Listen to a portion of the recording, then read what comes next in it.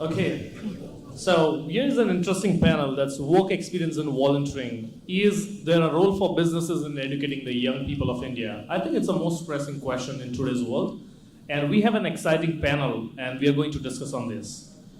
Today we gather to explore a pressing situation and a question, is there a role for businesses in educating the young people of India? As we delve into this topic, we aim to uncover the potential for businesses to contribute to young people's education in meaningful ways. From skill development to career readiness, we seek to evaluate how businesses can play a pivotal role in shaping the learning experiences of India's youth of today. Together, let's examine innovative approaches of India's youth and collaborative opportunities that can empower the next generation and drive positive changes into our community. So, as we open the panel, let's have introductions from each of our panel members. We start with Ms. Gauri first and followed by others. Thank you. This is Gauri Parikh. I'm a senior partner at Gauri Parikh Architects. I've been educated in London and started our practice of management in 2003 in UK. And since 2006, we've also been practicing in India. And not many people probably can say that, we've grown with a company. And I'm one of those where I remember my first day meeting Prashant in a small laboratory where we started designing, from little country, I think, making a few sketches to this building that they occupy now. And I'm very, very proud to be associated with them. Thank you. You met me earlier. I'm Keith. I'm a scientist at the Cambridge site in the UK. This, luckily, is a panel that I'm quite excited about as well. So I thought it was a last-minute addition because I come from a non-science family. I was the first one to go to university. I went on to get a PhD and work in science onwards. So I'm really excited to hear the thoughts of the panel and my own thoughts on how we could, get more people with my kind of background into science. Hello everyone, good evening to all and all. My name is Ankit and I'm coming from Gujarat's largest university, Gujarat University.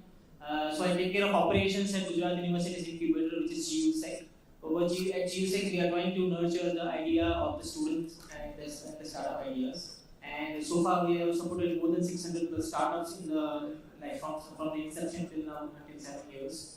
And what we envision is to promote more student entrepreneurship because students are the one who have got a good amount of time to nurture, try and test their idea, do some experiments, and those are the people who are the future of India. So we are trying to nurture their idea and support them. Thank you. Hi, good evening, everybody. I hope you enjoyed the tea and the lovely bhajiyas that were around. I'm Supriya, and it's kind of difficult to introduce all the time because I'm like at this departmental store where you go and you're looking for. I only offer you what's there in the aisle.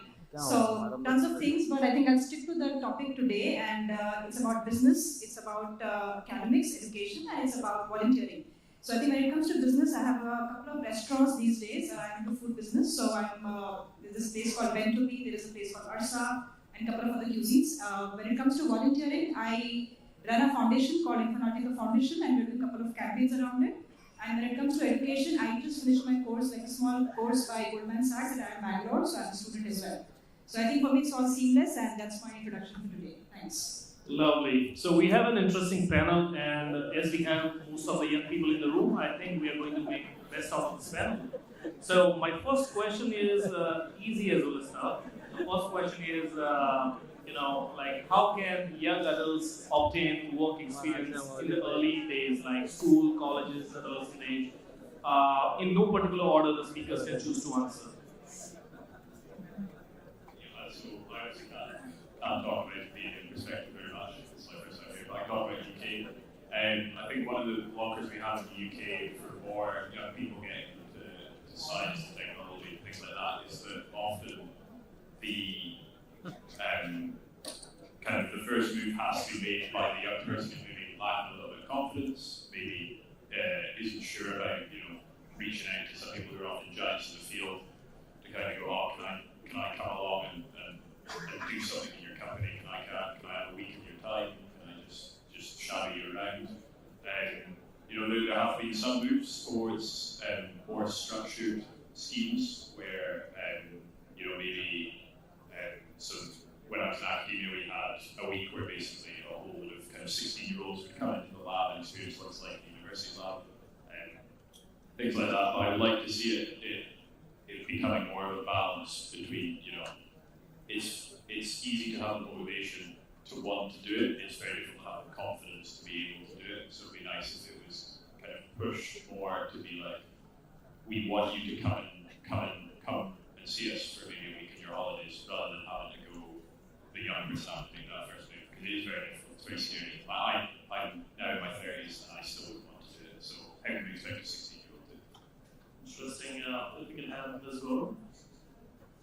I personally think that, from Indian perspective, that I think it's a two-way street. The education in our culture, we think as if going to school is education.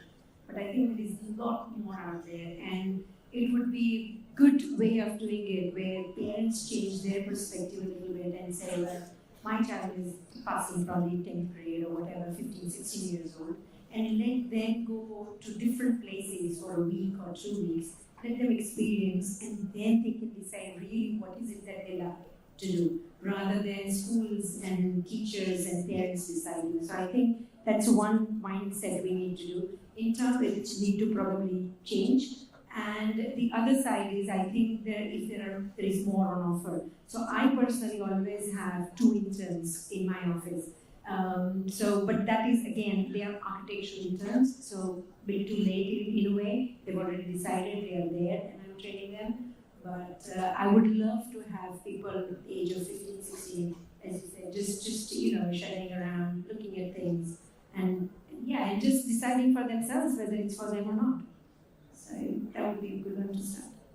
So you asked about what are the different ways that the youngsters can get a work experience. Obviously, all of us know that the internship are the core part where we can see the students getting some exposure to work with the industry or the companies like that, right? But more than that, there are many other different areas or different ways through which the youngsters can get this kind of different work experience. Some of them, as mentioned, that volunteering is a very key aspect, because the experience that anyone can get while doing volunteering is like a different level, because that gives you that also tests your skills, right?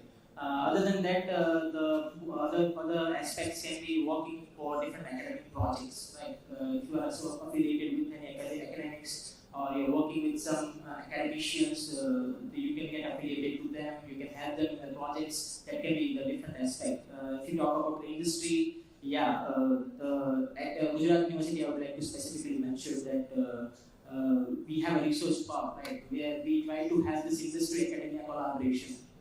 So if we are inviting industry to help, come and operate from the campus, so what we want is they should bring something on the table for our students, right from giving them exposure in the company, giving them an opportunity to work at the plants, or giving them internships, and for that we also created a model which they need to fulfill if they wanted to have that collaboration. So there are different kind of aspects through which the youngsters can definitely get this work experience. Thank you. So I think in India, education and industry is very dissociated. I think it's very important that they work together. Because I see a lot of frustrated engineers around me, or I see a lot of people who are like, damn, I'm doing something, but they just don't have the zeal or the interest in doing what they're doing.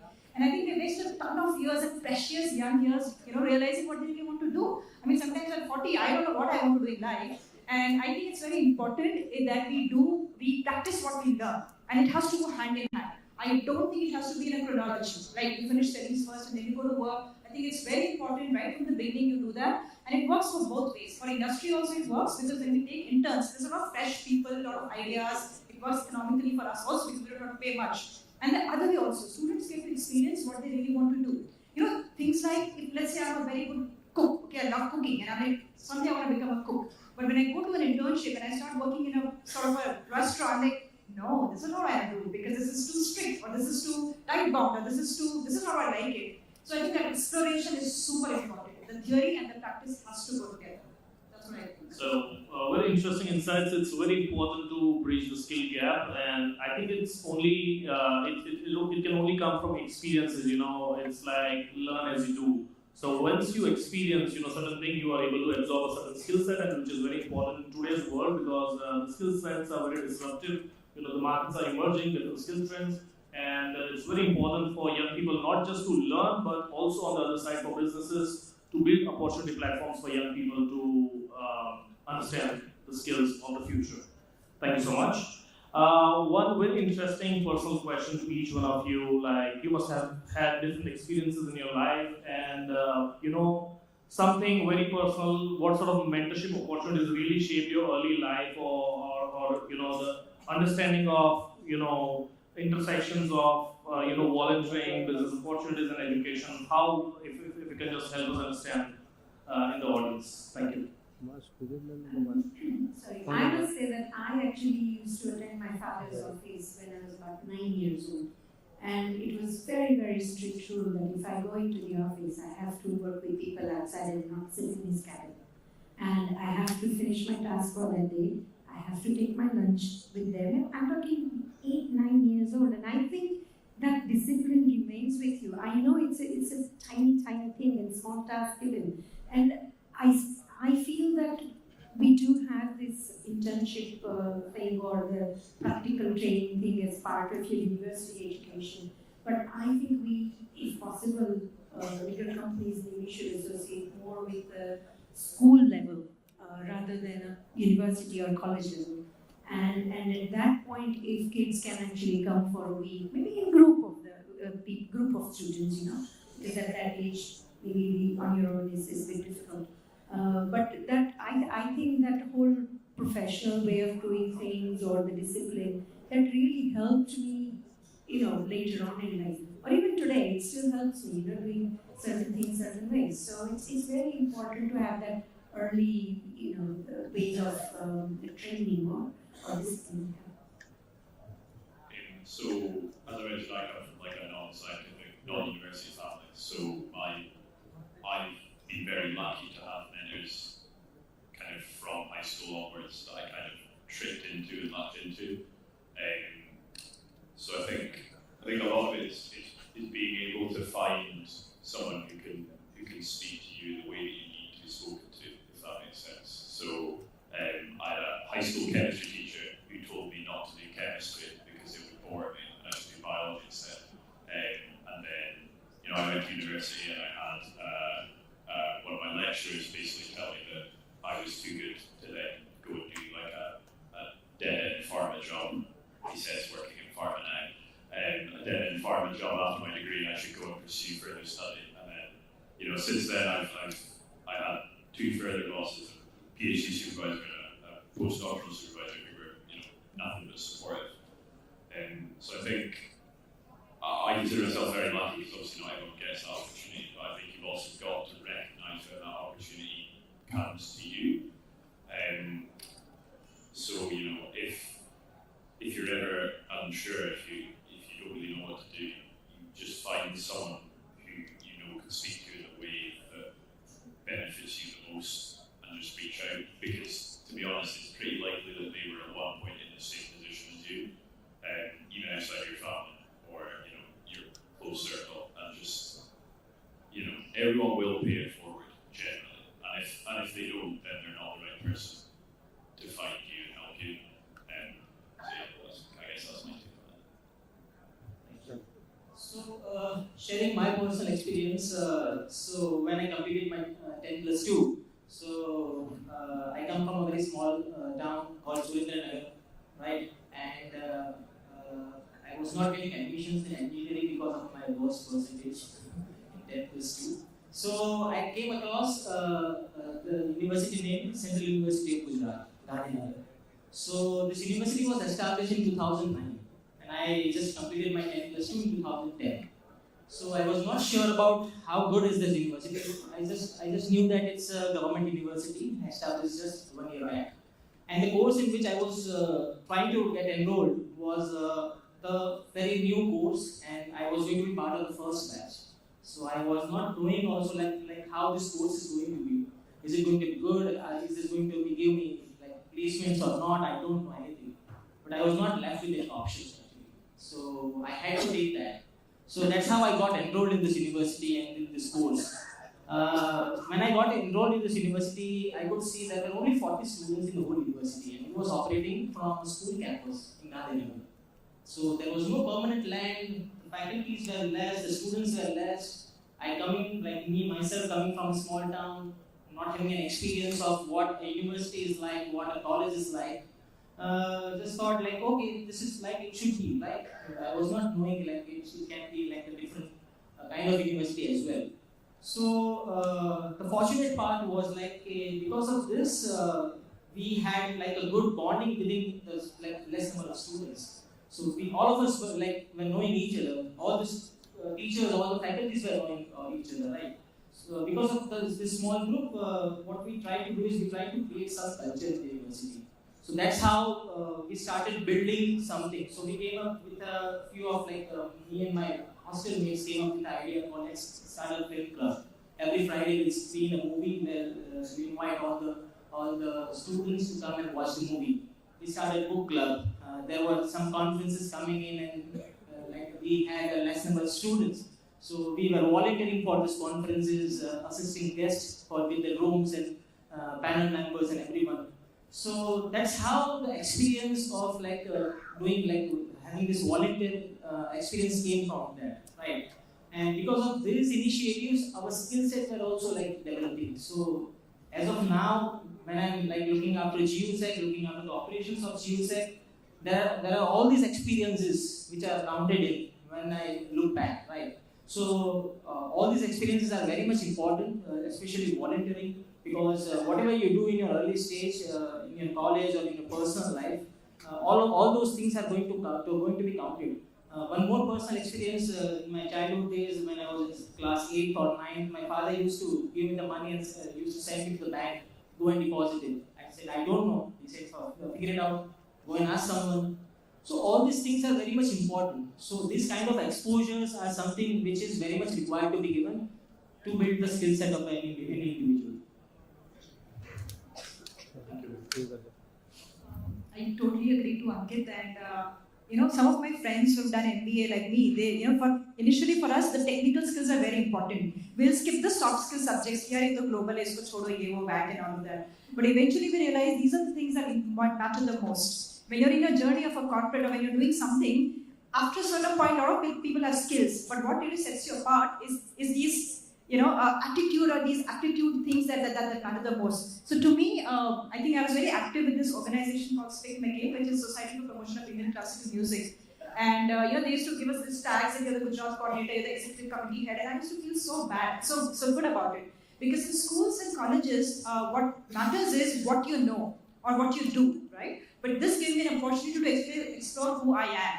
And that was fantastic because things like artists को बात करना हरि प्रसाद जी से बात कर रहे कि we want to fix your circuit, आपका आनंद में और अहमदाबाद में concert करना है, स्कूल से बात करना कि can we do a concert with you, फिर वहाँ जाके पूरा organize करना, setup कैसा होना चाहिए, sound कैसा होना चाहिए. It was a fantastic opportunity for us to learn a lot of things, and I realized who I am, what are the skills I have, what matters more in my life, and I think this is super important. So the 12 years of schooling or the 5 years of my education were important, but these things mattered most to me. So yeah.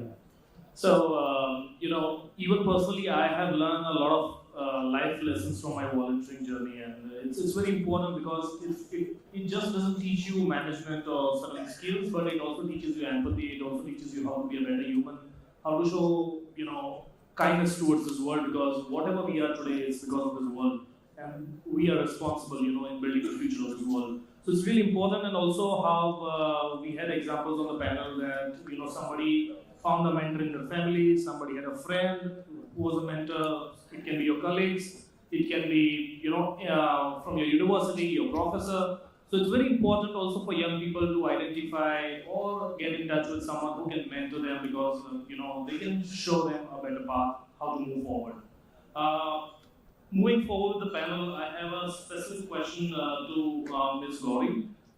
Your work has been very notable, and its commitment in this area is very recognized. And how do you envision the impact for your architecture students?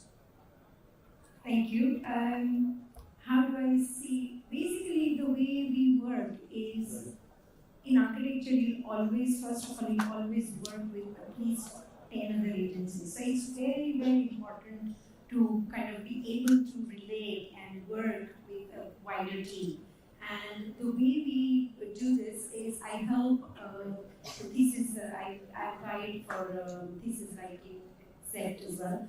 And I also have internships from literally all over the country. So I get students from South of India and generally come with, as you said, looking at a portfolio and stuff like that.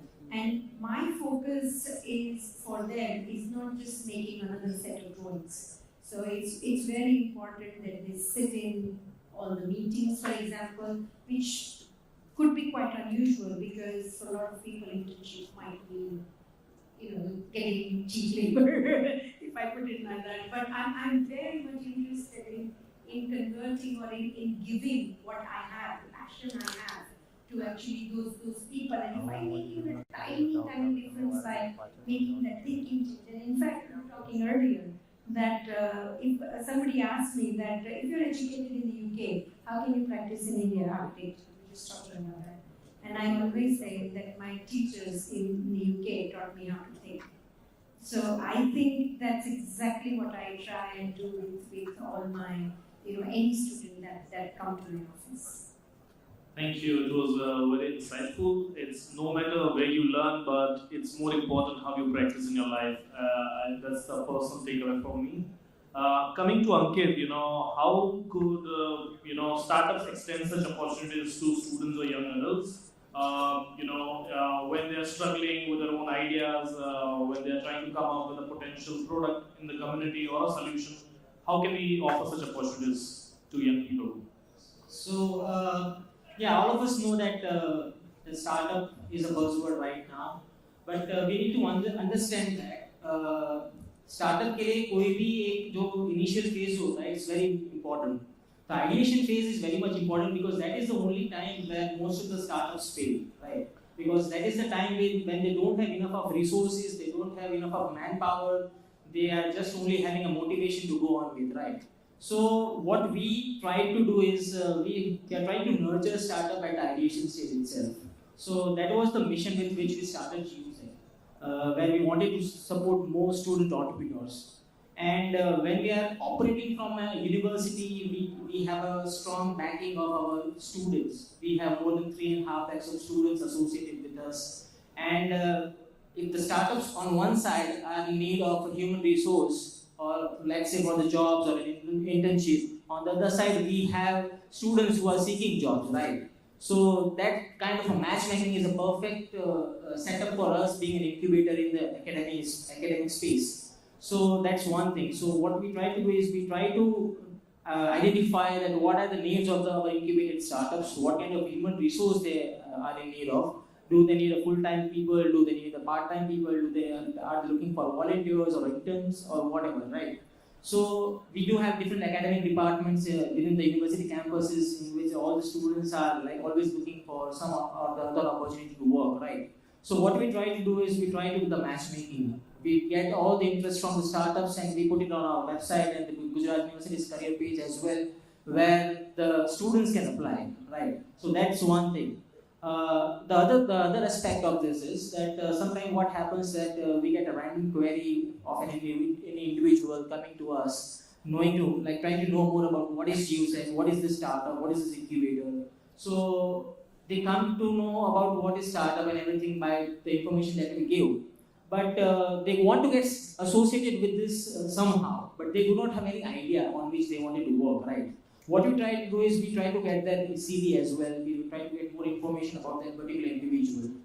Then we try to link them with our existing incubators, because if that person is going to be associated with the startup company, and if he or she get a chance to work with them, there is a very high possibility that on the next day or after like few months, he or she will come up with his own or her own startup idea.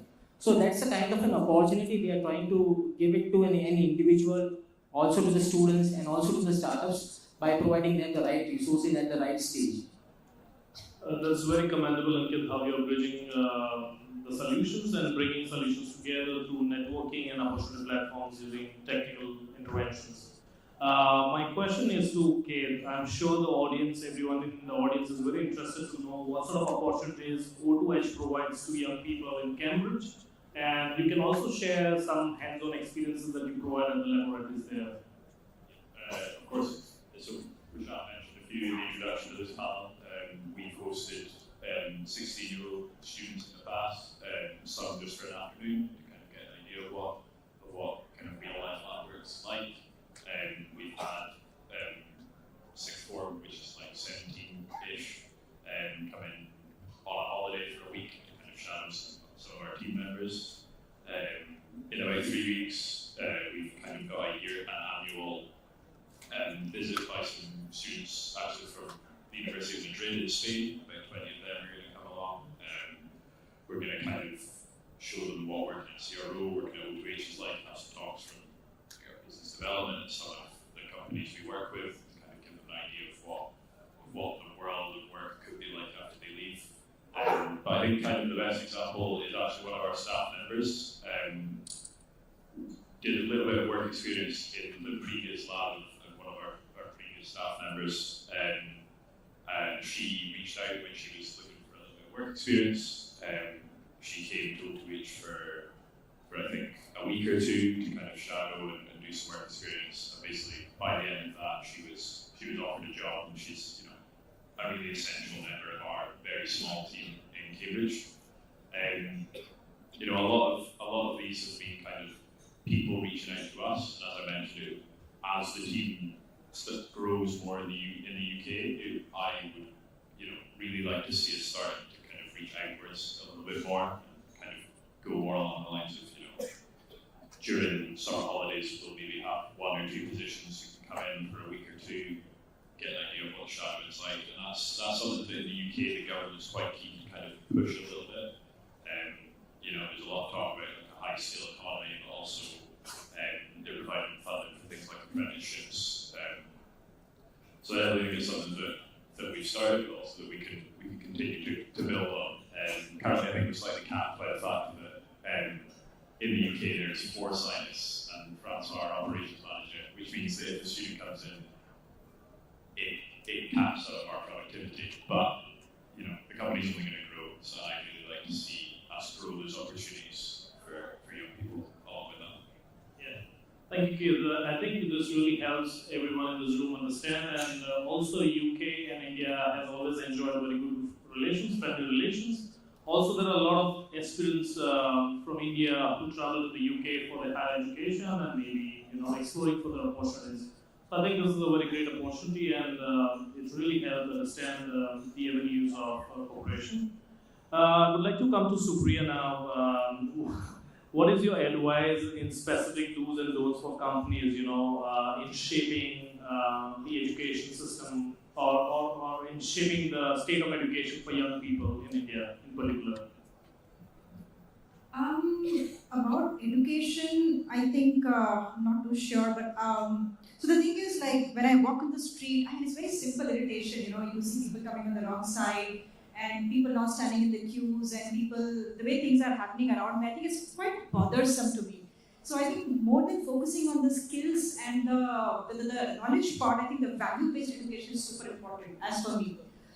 So we see what's happening in California. It's the Silicon Valley, and you have some of the tech giants and super big unicorns and people there. But the state of affairs is that it's really going down the drain now, and there's so much of burglary happening. There's so many. It's water starved, and similar thing is happening in Bangalore. If you notice, if you read newspapers these days, same thing. Big people, big money, big intelligence, but what is happening there? Yeah, you're running for water. You're running. So to me, I really think that in talking about education, it's super important that we understand the real things that are happening around us, the local scenario. So there's a joke that somebody talked about rhombus somewhere in 7th or 8th grade. Uski baat mein kabhi suna nahi. Rhombus hota kya? Like, why did I study that? I did chemistry for 3 years, but all I remember right now is O2H, which I ulta hota hai probably. So, it's very important that we know what's going on. If you ask me, like, you're just building these, she would know, Gauri would know, एक ही template में हम लोग घर बनाते जा रहे हैं. But do we know कि what is the soil here, what is the water here, what is the temperature here? Can't we build houses accordingly? Right? I think this kind of local information. Somebody in Plassey का कोई war हुआ था. I don't care. What is my history? What is my family family history? मैं कहाँ से हूँ? What are my roots? I think these are very important and relevant. So this is what we need in the education, and not just ready templates and textbooks that we are studying in indoors and trying to change the world. I don't think so. Can I just add to that? That's why I said my teacher only taught me how to think. Because that's exactly what it's about. I think it's very important to learn right things and to do the things in the right way. I think that's utilizing our potentials in a very appropriate manner. Very interesting outcomes from the panel. Now moving forward, I have a common question to each one of you is what are some of the exciting developments of innovations that you must have observed in your in the recent time, both from business and youth perspectives, if you can highlight. And it sounds really simple, but the fact that in the UK, if you come for an internship, you also get paid now. So when I was a university student, I couldn't do that. I had to go home for 3 months in summer so I could afford to live the other 9 months of the year. So I missed out on a lot of opportunities within labs. And then I came and decided to be assigned this really, really late because of that. You know, if I could have done that and been paid, I could have. And I think what that gives opportunity-wise is you don't just get the same type of people in your companies. You know, we're here, it's a collaborative innovation conference. You get innovation because of collaboration, and one way of collaborating is having this plurality of views. A part of the plurality of views is a plurality of backgrounds. You don't just want, you know, I can't only talk about the UK perspective, but you don't only want the really rich people in your company because they're the ones who can afford to do the internships because they can afford not to be paid. You want everyone because, as we pointed out, your background influences your views going forward and can influence how you can impact the company in a really positive way. And that's something I think is great because the opportunities are so out there. Thank you. So I can talk in terms of the startups and the support system for all the startup ecosystem. So as we all know that the government is very much robust about supporting startups and the Digital India, Startup India, all the movements, right? So all of us know that the academics has came up here a very strong platform for all the budding entrepreneurs, especially students. So in Gujarat, almost all the universities are now having a very good incubation centers where they wanted to nurture startups and promote more student entrepreneurship. So these kind of initiatives are very much required as of now to ensure that we give all those kind of skill set which is pertaining to entrepreneurship to the students, whether it can be by establishing an incubation center or by supporting startups or by giving an opportunity to the students or for working with the startups. We all know about the government initiatives of Student Startup Innovation Policy where they want to promote more student entrepreneurship.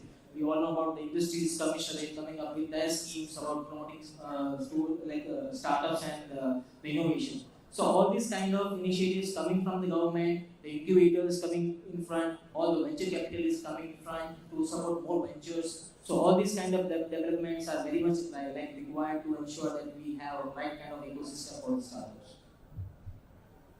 Thanks, Ankit. Supriya and Ms. Gauri. So I guess if I got it right from our industry, I would say the recent trends and the updates would be that food industry it's just not restricted to food anymore. I think there's a lot of technology that's become part of it and a lot of art and design creativity. So that's very fascinating. So I can't just say that okay, I know how to make a sushi or something, so I can start a restaurant. No. It's also important how I connect with others, what kind of tablets I'm using, what I'm doing on social media. What are the simple platforms that I'm using to promote and to sort of, talk to the customers and all of that. So I think it's kind of overlapping. There are a lot of things that are changing. And obviously, initially you used to go out to have food. Now the food is coming to your house. So the templates are completely changing. And I think it's very important for us to be open about all kind of, options that we have. Whether it is a quick service restaurant, whether it is a fine dining restaurant, whether it's a multi-cuisine restaurant, it's a 5-star restaurant, whether you're cooking from your home and selling food. Every sort of option can work. So I think things are really changing and rapidly evolving, and all of us have an opportunity there. Is the best.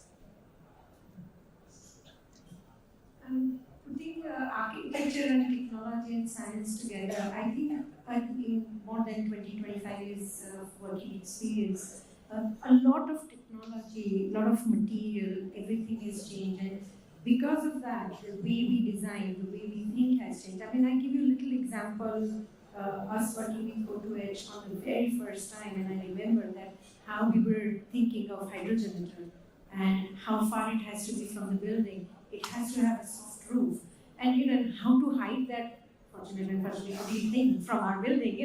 Prashant, David and I were just kind of debating on that. And this time, in this building, we were thinking, oh, it's a little thing that just sits inside the building. And even that technology, from the user perspective, changes the way we design architecture. So it's not just about what we use in terms of detailing or material or anything. It's also about how people's lives have changed in over the period of time, and that has impacted the way we design and the way we put things together. So, and for me, learning is the most important thing. So the best part is every day I have to learn something. And while working on these kind of different projects, I keep learning. So I enjoy it. So that's true. Investing in ourselves is like investing in the world. Whatever our small actions that we do, I think it brings reflections on the entire world. And for any country in the world, for socio-economic development, I think young people play a very important role. If we are able to empower the young people of today, definitely we are able to shape the state of the world for tomorrow. It's very good that we are here discussing and investing in the young people, opportunities, volunteering, bringing businesses together to think upon such avenues like this. I would like to thank all the panel members for a very healthy discussion. A huge round of applause for all the panel members with us.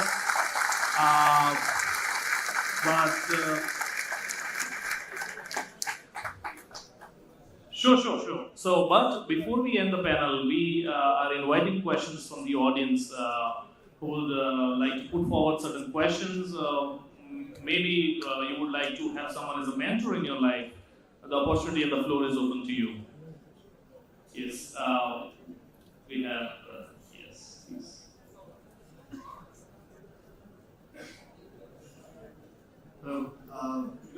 I think this is a bit of an irony that I found usually is that when we talk about doctors, they're trained in hospitals. And, their internships and their entire education happens in hospitals or around hospitals. But when I look at management professions or even other areas of studies, there's a very dissociated place where you study and where you actually practice what you studied.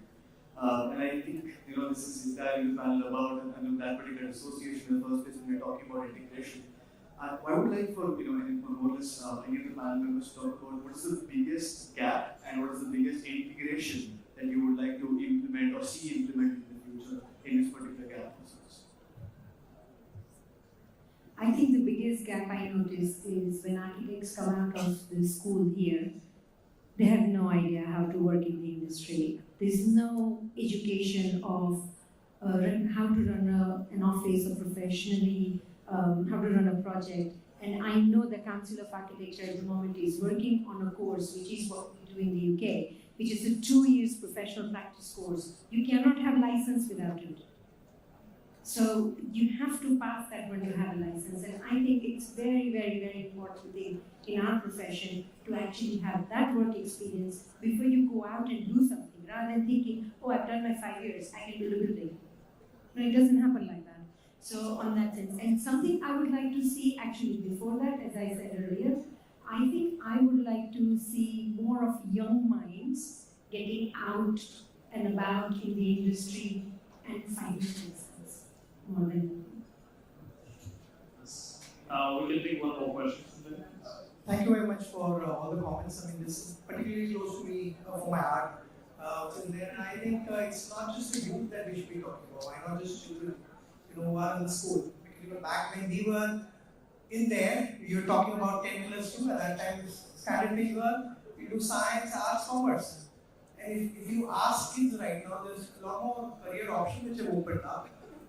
There's a lot more awareness out there, but the kids are so bombarded that they themselves do not know. And I think it would be unfair for them to just select something for which they just get, either pressurized by peer pressure or parents. What happens is someone wants to do biology or neurobiology, neuroscience. Is it molecular biology or genome. We don't know what's in there. So I think the businesses have an important role, not just in terms of skill development, career development, but also helping students take informed decisions for career choices. Is this something for me? Can I do a shadowing 2-3 days? I understand कि मुझे पूरी ज़िंदगी में करना है कि नहीं करना है. I know of schools who are getting into that right now.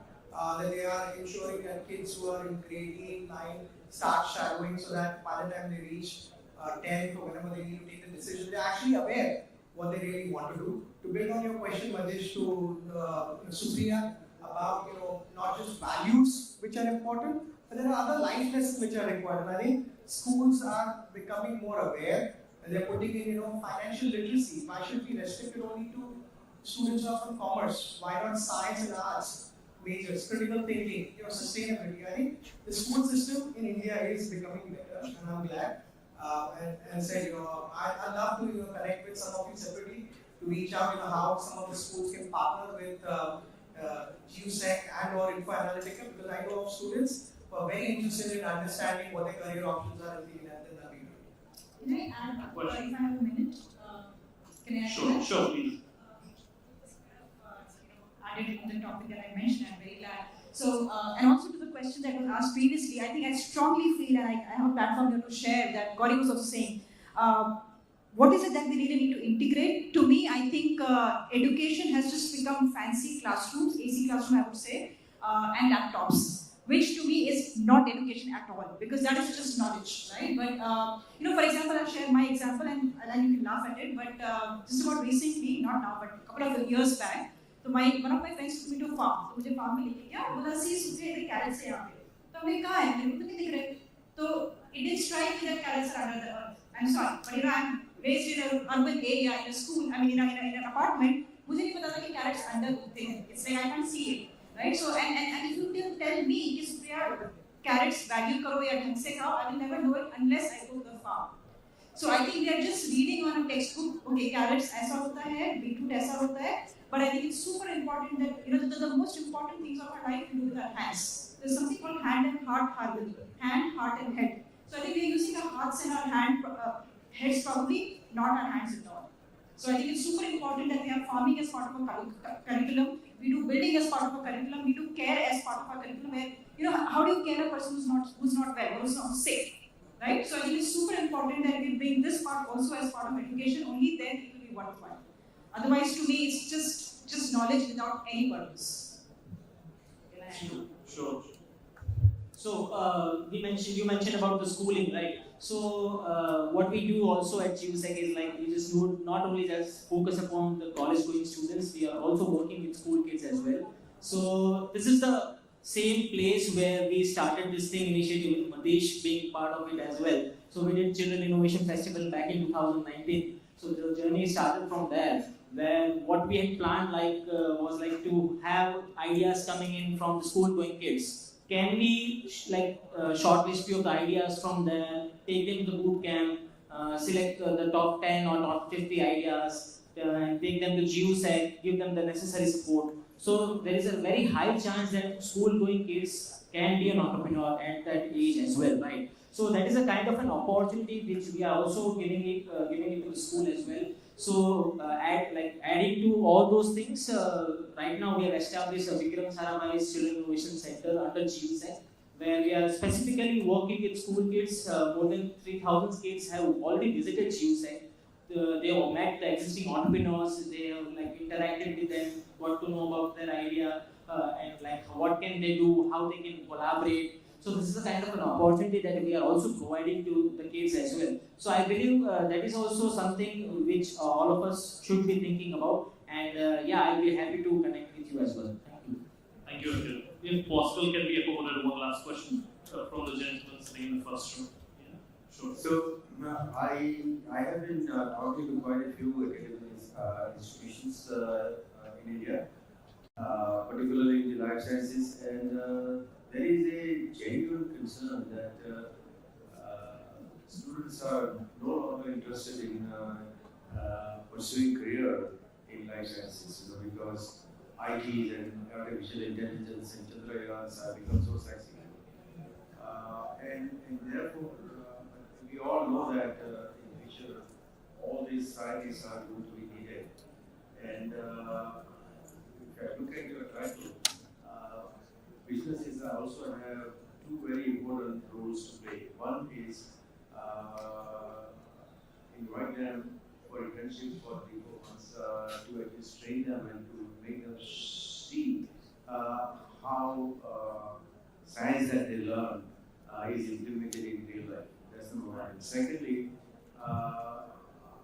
equally important is there are no role models, for these students to look up to and pursue it. So, from both these angles, I think business, which needs tomorrow students for their own interest, not for the charity, need to do something about this. Right. So, it's a specific question to someone on the panel, or it's that was the comment. I have got a question on this. So there are companies who provide you internship, given that you pay them as a fresher, right? Whereas it should be otherwise, right? It is supposed to be otherwise as far as what's wrong with the system.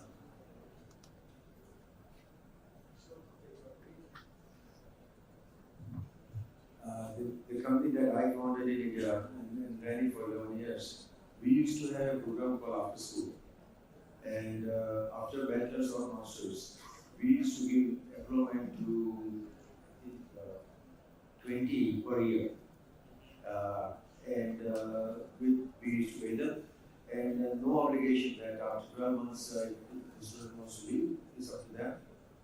If the student wants to stay and we want to retain them, we will retain them as well. But we used to have 20 slots every year as an after-school training for students who are, the only criteria is the student has to be a fresh graduate.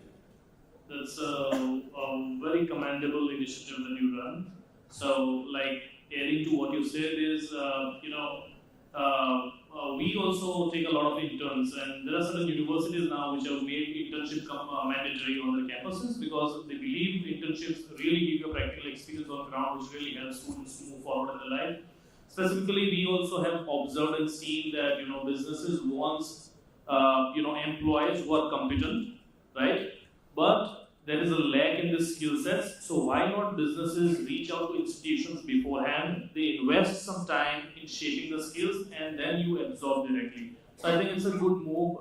Recently, we have been consulting with UNICEF India, and we are already working on these initiatives, gathering business enterprises from the state of Gujarat to work on this initiative.